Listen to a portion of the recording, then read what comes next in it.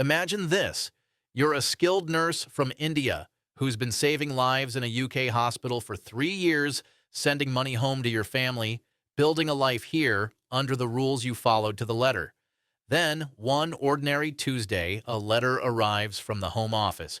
Your visa revoked, not because you broke any laws, but because the rules shifted silently beneath you, and now you're being punished for something that wasn't even wrong when you did it.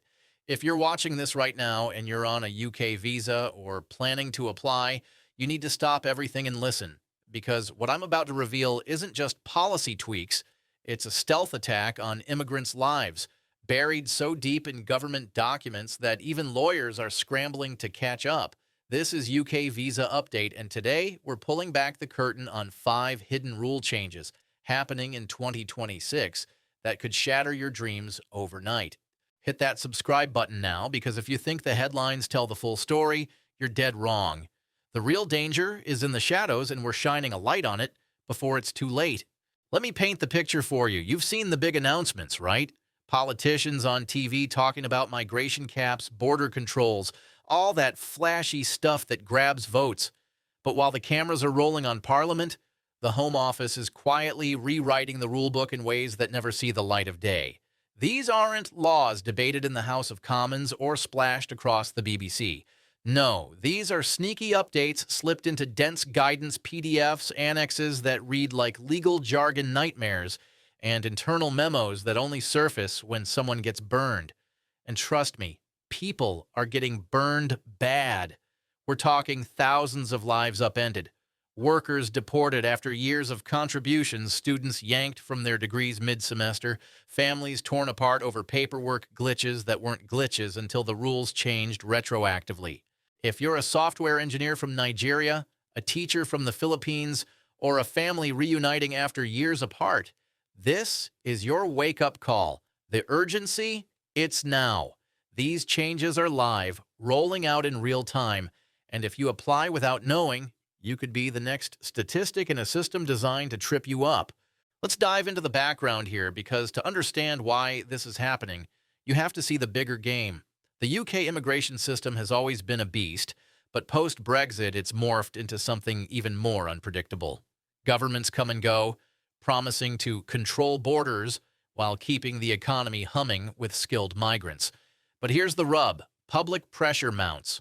Polls show anti-immigration sentiment, and ministers need results without the political fallout of harsh new laws.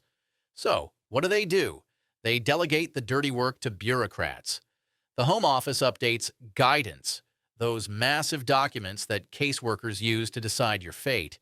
These aren't statutes. They're flexible, changeable without a vote. In 2026 alone, we've seen over a dozen quiet revisions, each one tightening the noose a little more. Why bury them? Simple.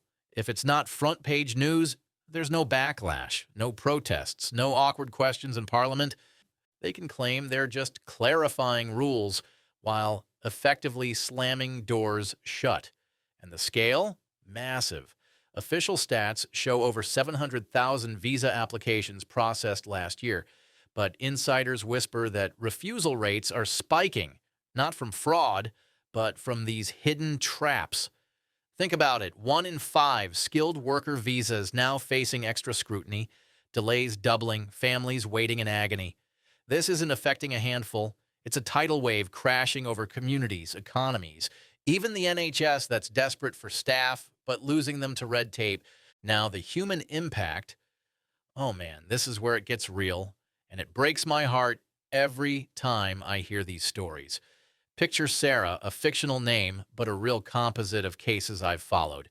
She's a graphic designer from Brazil, came here in 2023 on a skilled worker visa, salary just above the threshold back then. She's built a life, friends, a flat in London, even volunteering at local art workshops. Then bam, her sponsor gets audited. The Home Office pulls her file, sees her pay hasn't kept pace with the new thresholds inflated by inflation and policy hikes. Revoked. She's got 60 days to leave, uproot everything, say goodbye to the life she earned. Or take Ahmed, an IT specialist from Pakistan, waiting 6 months for his renewal. He can't work, can't travel, his savings are draining, and his kids back home are asking when dad's coming back. Stress? Through the roof. Sleepless nights, anxiety meds, relationships straining, and families? Don't get me started. A spouse from Thailand applies to join her husband, meets the financial bar, but oops, that gift from grandma to top up the account?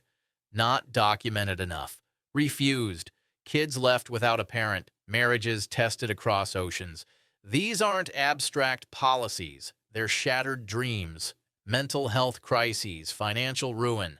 I've spoken to immigration advisors who say their phones are ringing off the hook with panic, people who've paid thousands in fees, only to be ghosted by the system or hit with retroactive gotchas. The emotional toll is immense. Fear, isolation, that sinking feeling of being unwelcome in a place you called home. You need to hear this. If you're in this boat, you're not alone, but ignoring it could cost you everything. All right, let's break down the technical side because knowledge is power and I'm arming you with the details. First up, that retroactive revocation bombshell. It's tucked away in the sponsor guidance version 12.4, January 2026 edition. Page 47 if you're following along. The old rule was grandfathering. You get judged by the standards when you arrived. Fair, right? Like you can't ticket someone for speeding before the limit changed. But now, the clause reads something like, sponsors must ensure ongoing compliance with current thresholds. Translation, they can reassess you anytime against today's rules. Salary too low now, job duties shifted slightly, boom, visa gone. It's not just theory, audits are ramping up, with home office teams descending on companies unannounced, flipping through files, and flagging non-compliances that weren't issues before. Second, those processing times vanishing into thin air. Check the February 2026 update to the Visa Processing Guidance. Annex B buried deep. It swaps expected for estimated, adding caveats about complexity. What complexity? Anything they want. Extra checks, backlogs they won't admit. No more 8-week guarantees, it's open-ended. I've seen cases stretched to 24 weeks, applicants in purgatory unable to plan life. Third, the financial verification nightmare, rolled out quietly in the same February doc, page 112. It's an AI-driven cross-check. Your bank slips versus HMRC records, real-time. Mismatch? Flagged, even if it's a payroll hiccup or holiday delay. Once flagged, manual review could be weeks, months. No transparency on why or how long. And it's linking to the delays. More flags mean more backlogs, a vicious cycle. But wait, there's more. The fourth whammy. English test validity slashed, March 2026. Guidance Technical Annex 3, page 29. Used to be indefinite, now 2 years max for renewals or settlements. You've been fluent, working in English for years? Doesn't matter. Retake it, pay up, prove it again. Absurd, but real. Refusals piling up for expired certs. People didn't know expired. Fifth, dependent maintenance crackdown. Internal caseworker instructions leaked in April. Not even public yet, but affecting apps now. You hit the cash threshold, great, but prove every penny's origin. Loans, contracts, gifts, affidavits, sales, receipts. Fail to? Refused, even if funds are legit. This is technical warfare, folks. Rules weaponized to weed out without saying so. Now, the authorities' response? Crickets, mostly. The Home Office spins it as enhancing integrity, combating abuse. Press releases tout faster tech, but dodge the chaos. Ministers in interviews, we're streamlining, but dig deeper. No admissions of delays or retro hits. Oversight? Parliament's Immigration Committee has raised eyebrows, but these changes skip votes. So limited power. Whistleblowers inside say it's deliberate. Reduce numbers quietly. Ethical, questionable, transparent. Hardly. If challenged, they point to guidance updates as routine. But you and I know better. It's policy by obscurity. So, what do? Step-by-step guidance coming right up because I'm not leaving you hanging. First, audit your own status today. Pull your visa docs, check against current guidance, not the summary site, the full PDFs from gov.uk. Compare your salary, duties, everything to 2026 thresholds. If off, talk to your sponsor about adjustments, raise, roll, tweak before an audit hits. Second, for applications, triple-check finances. Use tools like bank export features to match statements exactly to payslips and HMRC. Get employer letters explaining any blip, holiday pays, bonuses. Submit proactively. Third, on English tests, if yours is over 18 months old, retake now. Book with approved providers like IELTS. Don't wait for expiry to bite. Fourth, for dependents, document funds like a detective, loan agreements notarized, gift letters with IDs, asset sales with proofs. Overkill? Maybe, but better safe. Fifth, time your apps wisely. Visa expiring in 6 months? Apply now, not later. Build in buffers. Aim for 3 months early minimum. Escalation options if you're hit? Don't panic. First, request an administrative review. 28 days to challenge refusals. Point out retro unfairness or flag errors. If denied, judicial review. Court challenge on legality, but pricey, $5K plus, needs a solicitor. Complain to the independent chief inspector of borders, free, highlights systemic issues. Or MP involvement, write your local one, especially if in a migrant-heavy area, they can query the Home Office. For delays, chase with paid inquiry services, $2.50 per email update. Join forums like UK Yankee or expat groups for shared intel. And if revoked, appeal via first-tier tribunal. Success rates around 40% if strong case, but act fast. Time limits are tight. 14 days in country. Oversight concerns run deep here. Who's watching the watchers? The Home Office operates with little accountability. These guidance changes bypass Parliament, no debates, no votes. The Public Accounts Committee has slammed delays, but fixes? Slow. Data protection worries with that HMRC cross-check.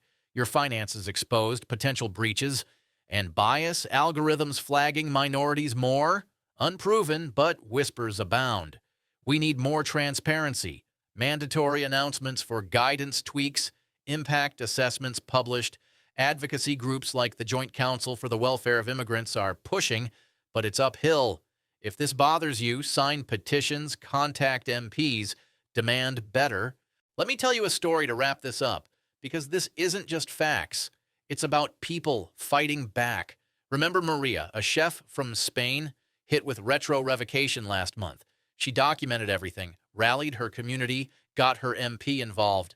Tribunal overturned it, citing unfairness. She's still here, cooking up storms. That's the spirit we need. If you're watching this feeling that knot in your stomach, know this. You're resilient. You've crossed oceans, learned new cultures, built from scratch. These hidden changes, they're obstacles, not endings. Arm yourself with info. Act now. Protect your future. This is UK Visa Update, where we expose the unseen so you can thrive. Subscribe. Turn on notifications. We've got more breakdowns coming, like decoding those annexes yourself. Drop a comment. Share your battles, your wins. Together, we turn stealth into strength. Stay sharp, stay strong, and remember, in this game, knowledge isn't just power. It's your shield. Until next time, keep fighting the good fight.